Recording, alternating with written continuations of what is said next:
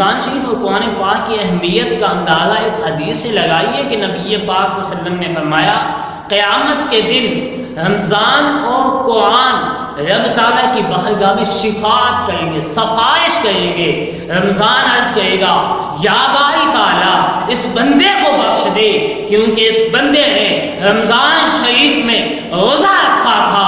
یا باری تعالیٰ اس بندے کو بخش دے، اس بندے کے سامنے ہزاروں قسم کے کھانے موجود تھے لیکن اس بندے نے نہیں کھائے کیونکہ اس کا روزہ تھا اور تنہائی بھی اس کو میسر تھی، اگر یہ چاہتا تو کھانے کھا سکتا تھا، لیکن باری تعالیٰ اس بندے نے کھانے نہیں کھائے، بلکہ اس وجہ سے کہ تیرا حکم تھا روزہ رکھنا ہے، رکنا ہے، تو یہ بندہ رکا رہا۔ یا باری تعالیٰ اسے بخش دے، اس کی مغفرت فرما دے۔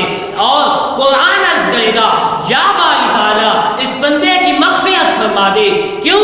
کیونکہ رمضان شریف کے مہینے میں یہ میری تلاوت کیا کرتا تھا، مجھے پڑھا کرتا تھا، کبھی تو فجر کے بعد پڑھا کرتا تھا، کبھی عصر کے بعد پڑھا کرتا تھا، کبھی مغرب کے بعد پڑھا کرتا تھا، کبھی عشاء کی تراویح میں سنا کرتا تھا۔ یا باری تعالیٰ اس بندے کی مغفرت کر دے، اس کی بخشش کر دے۔ نبی پاک صلی اللہ علیہ وسلم فرماتے ہیں رب تعالیٰ قرآن اور رمضان کی شفاعت کو قبول کر کے اس بندے کی بخشش کر دے گا، جس بندے کی بخشش کے بارے میں قرآن اور رمضان شفاعت کریں گے۔ تو حضرات گرامی، رمضان شریف کا مہینہ ہمارے درمیان چل رہا ہے تو ہمیں چاہیے نمازوں کی کثرت کریں، تلاوت کی کثرت کریں، روزے پورے رکھیں، رمضان کا کوئی روزہ نہیں چھوٹنا چاہیے۔ نبی پاک صلی اللہ علیہ وسلم فرماتے ہیں جس نے رمضان شریف کا ایک روزہ چھوڑ دیا، بلا عذر چھوڑ دیا، وہ سفر میں بھی نہیں تھا پھر چھوڑ دیا، کوئی عذر نہیں تھا